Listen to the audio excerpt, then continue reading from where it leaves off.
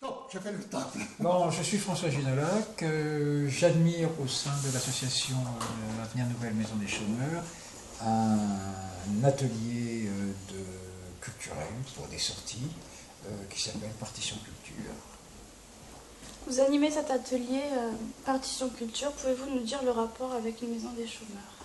Alors, Partition Culture s'intègre justement dans l'association Avenir Nouvelle Maison des Chômeurs parce que sa mission est de redonner à des chômeurs une vie sociale.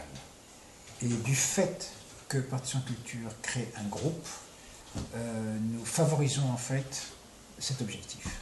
Et donc quels sont les buts de cet atelier? Alors, quand une personne pousse la porte de l'association, c'est pour trouver des outils et un soutien pour retrouver le chemin en fait du travail et éventuellement aussi de la confiance en soi. La culture fait partie de ce processus, par l'ouverture d'esprit qu'elle induit et la découverte de nouveaux domaines. Le but également est d'amener les personnes à aller au théâtre toutes seules. Donc vous nous parlez de théâtre et c'est une forme de culture peu courue. Pourquoi ces choix? Alors, pourquoi ces choix?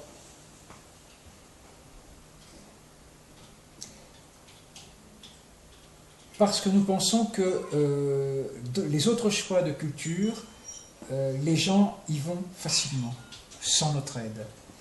Ces choix-là, c'est-à-dire le théâtre, l'opéra, la musique classique ou contemporaine et autres, les gens ne font pas la démarche en fait d'y aller eux-mêmes.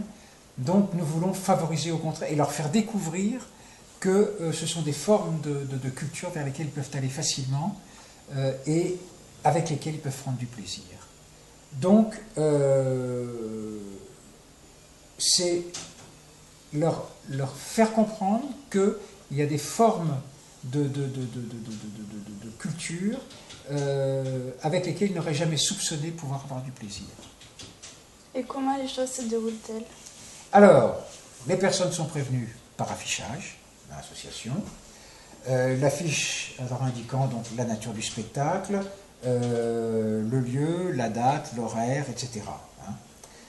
Une séance de préparation est proposée alors en amont du spectacle, quelques jours avant, pendant laquelle donc on va donc évoquer une biographie de l'artiste qui est présenté. On va donner quelques clés sur le spectacle qui est donné et éventuellement aussi faire référence avec des domaines en fait qui sont liés plus ou moins au sujet qui nous intéresse, comme je ne sais pas, si je parle de Shakespeare, on peut parler du théâtre élisabétain, ou si je parle de Tchekhov, je peux aussi parler d'Anton Stanislavski, qui a mis en place un principe de formation des comédiens, voilà, qui a donné d'ailleurs la création de l'Actor Studio aux États-Unis. Voilà. À la sortie, alors le groupe après se retrouve sur le lieu directement du spectacle ou de l'exposition selon le cas.